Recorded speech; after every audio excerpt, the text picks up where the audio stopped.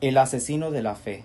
Quédate porque te contaré esta historia. La historia comienza en julio de 2008 en Río Brilhante, una ciudad muy tranquila muy cerca de Campo Grande, Brasil. Ese mes, la rutina de los habitantes se vio alterada cuando se encontró el cuerpo de Catalino Gardena, un albañil de 33 años en un terreno baldío. La escena del crimen era aterradora. Catalino había sido asesinado con una puñalada precisa en el corazón, y por si fuera poco, su cabeza estaba envuelta en una bolsa de plástico. Sin embargo, lo que llamó más la atención fue cómo su cuerpo estaba posicionado con los brazos y las piernas extendidas formando una cruz. La muerte de Catalino causó una conmoción en la ciudad.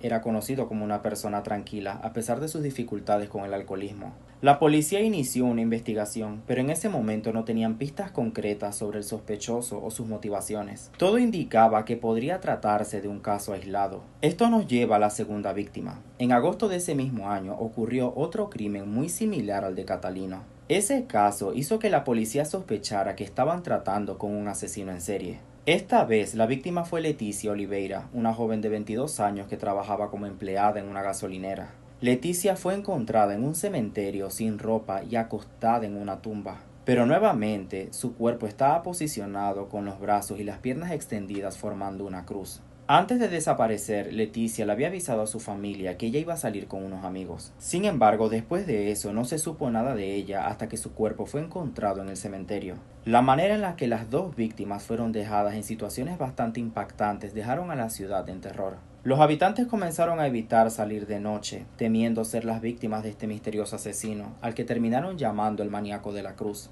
En octubre de 2008, la tragedia alcanzó su punto máximo con el asesinato de Grace Kelly, una adolescente de tan solo 13 años. Su cuerpo fue encontrado en un terreno donde estaban construyendo casas, rodeada de cruces dibujadas en el suelo. Cerca del cuerpo, los investigadores encontraron una nota con la palabra infierno. Esto reforzó la idea de que estaban tratando con alguien sumamente aterrador.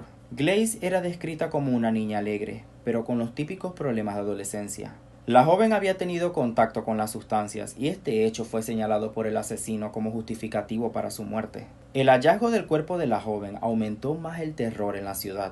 La presión de la policía por capturar al asesino se volvió insoportable. En aquella época, Orkut era una de las redes sociales más populares de Brasil y la policía decidió utilizarla para buscar pistas. Al investigar los perfiles de las víctimas, encontraron algo perturbador. Un mensaje en el perfil de Grace enviado por el usuario DogHell666. El mensaje decía: "Los muertos no deberían recibir scraps, idiotas". Este detalle llamó la atención de los investigadores, quienes decidieron rastrear los mensajes. La investigación reveló que DogHell666 era el perfil de Jonathan Calestrino, un joven con un comportamiento bastante extraño. El joven había interactuado con todas las víctimas, ya sea en línea o en persona. Esto llevó a la policía a profundizar las investigaciones sobre él. Cuando los policías llegaron a la casa de Jonathan, encontraron evidencias incriminatorias que vinculaban al joven con los asesinatos. Entre los artículos encontrados había una navaja con rastros de sangre, recortes de periódicos sobre los crímenes, el celular de Grace y un cuaderno con escritos bastante perturbadores.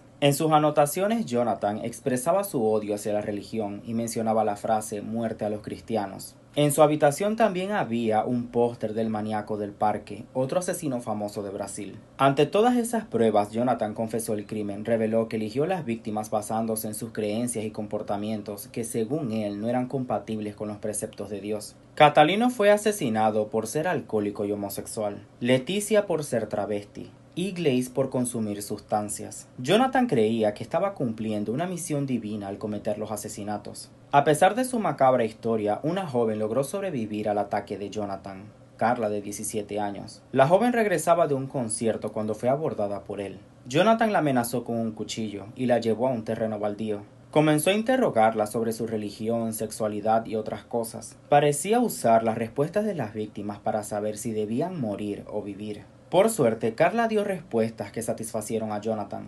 El joven decidió liberarla, pero antes la amenazó y le dijo que no debía decirle nada a nadie, o de lo contrario mataría a toda su familia. El trauma dejó profundas marcas en Carla. La joven desarrolló un miedo constante y también tenía muchas pesadillas. En 2014, Jonathan fue arrestado y declarado incapaz de responder por sus actos debido a trastornos mentales. El joven fue internado en un ala de salud mental en una prisión de máxima seguridad de Campo Grande, donde permanece hasta el día de hoy. Desde entonces los informes indican que no presenta alucinaciones ni comportamientos agresivos, pero su condición sigue siendo monitoreada. Se han divulgado pocos detalles adicionales sobre Jonathan, ya que su caso está bajo secreto judicial. La última actualización disponible de 2019 confirma que sigue internado y recibiendo tratamiento psiquiátrico. Y hasta aquí, conocían esta historia.